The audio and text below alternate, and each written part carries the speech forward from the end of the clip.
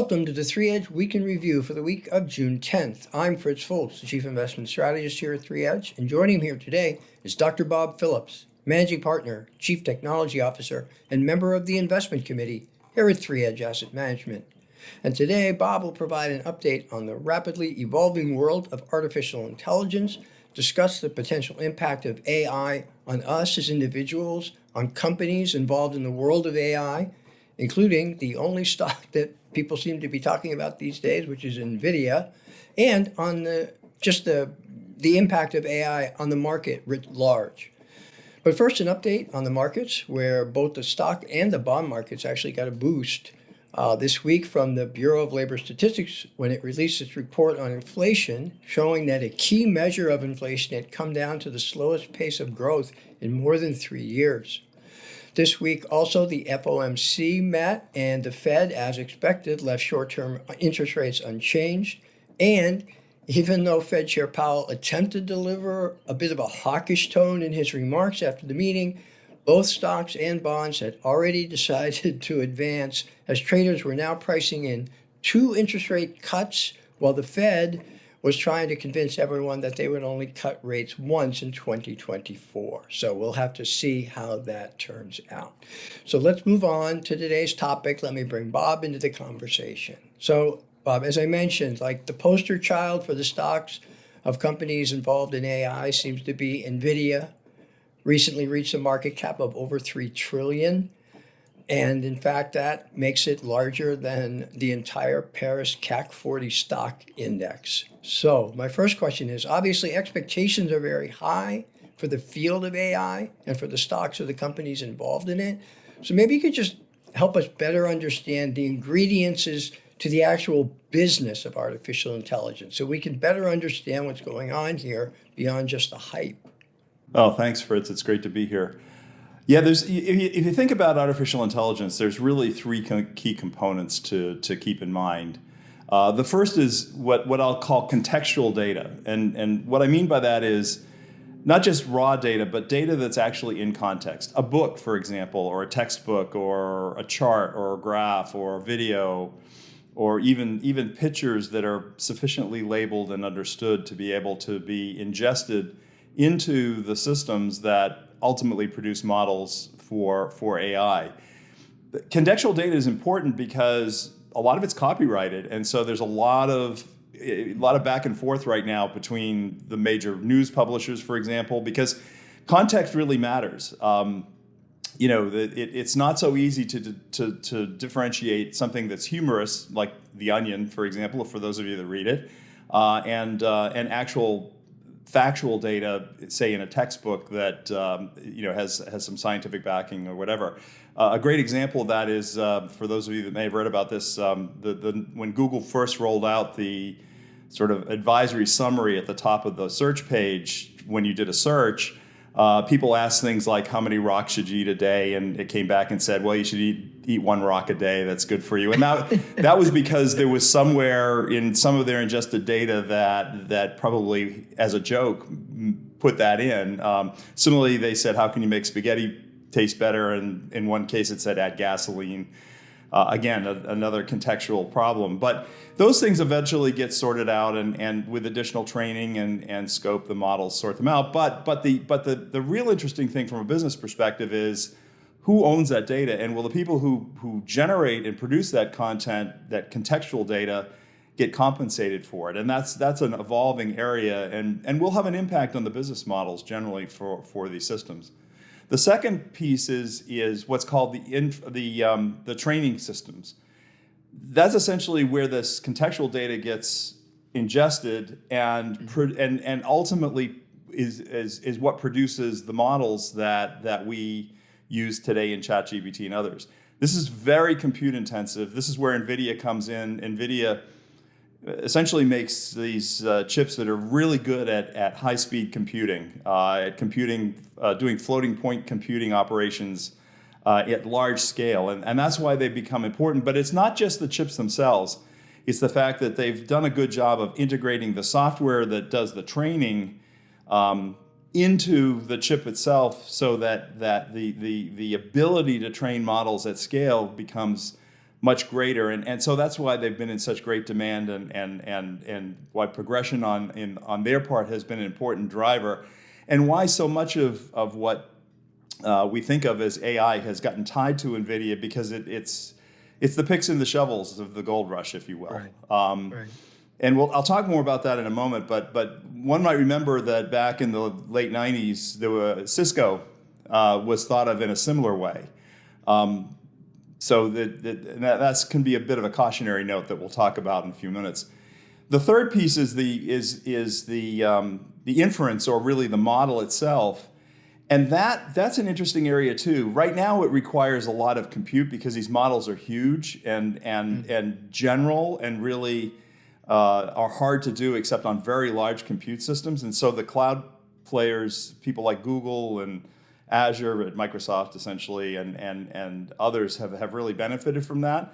But a lot of the research going on right now is how can we actually make smaller models that can be deployed. And if you listen to the announcements from Apple this week about Apple Intelligence, a lot of what they're talking about is being able to execute simpler models where the contextual data is your data on the phone, but being able to do it on a handheld device on the phone itself. And so that's obviously an area that will get a lot of attention as we move forward in terms of the types of inference engines and the ability to do more specific tasks rather than more general tasks.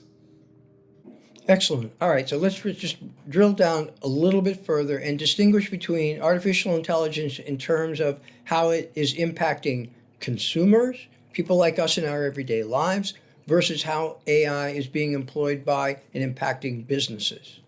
That's going to be the interesting challenge from a business model perspective. So on the consumer side, it seems clear that, think of it as if you have an iPhone and use Siri, it's Siri on steroids. Personal assistance.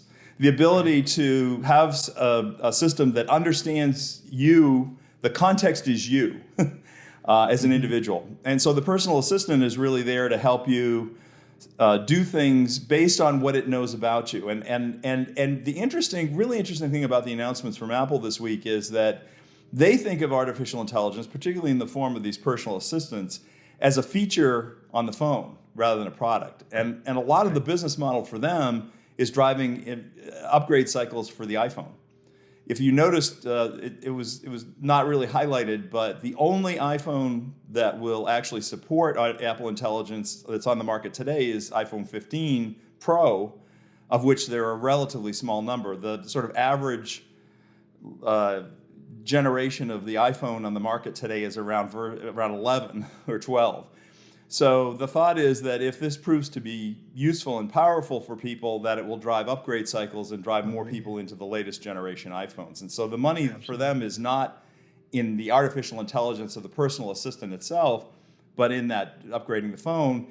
At the same time, a lot of people who are trying to develop personal assistants as apps, probably going to be tougher to do. They're going to have to really find the right niche for that to compete on the iPhone as a product rather than as just a feature of what you get with the phone. On the enterprise side, it's also interesting because the ability there to automate processes, things that people do today, could be done by the machine, and we're seeing examples of that in a lot of different areas.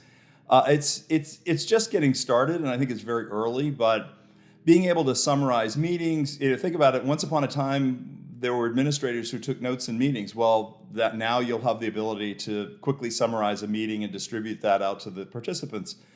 So there are a lot of different automation tasks, but what I think we'll find is that the automation will be incremental and evolutionary rather than revolutionary. Right. It's sometimes hard to build a business model around revolutionary. If you think about the business model for enterprise software today, it's all based on subscriptions per user. Well, if you're really good at automation, you have fewer users. So the question is, can you charge enough for your software at a per user level to justify the expense? Otherwise, you're basically automating away your subscriber base or user base in many cases.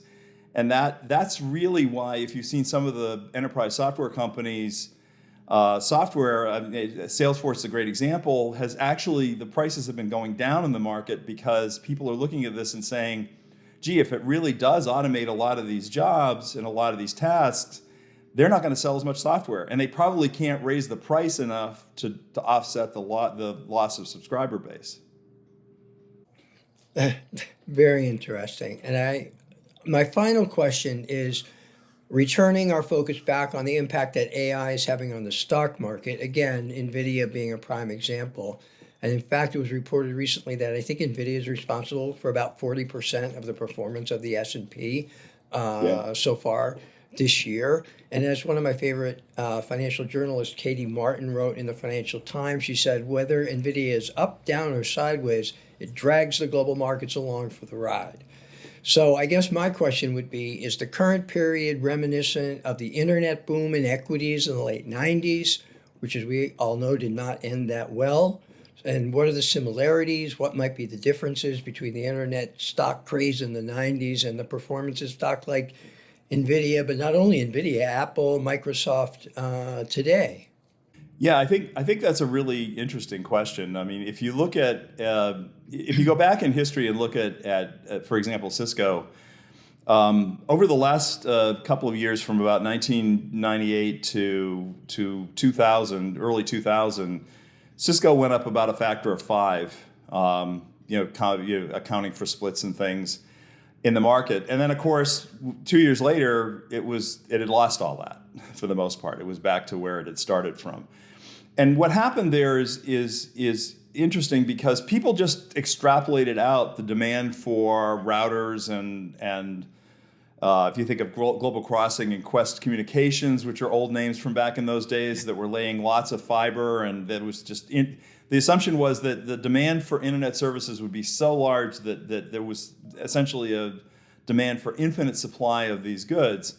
The reality was that once the market broke, in the sense that some of the companies that had been trying to capitalize on the internet fell apart. I mean, even Amazon took a big hit in those days.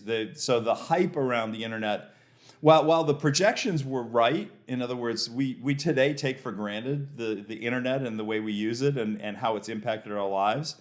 And that was really the vision that people had in the 90s, late 90s.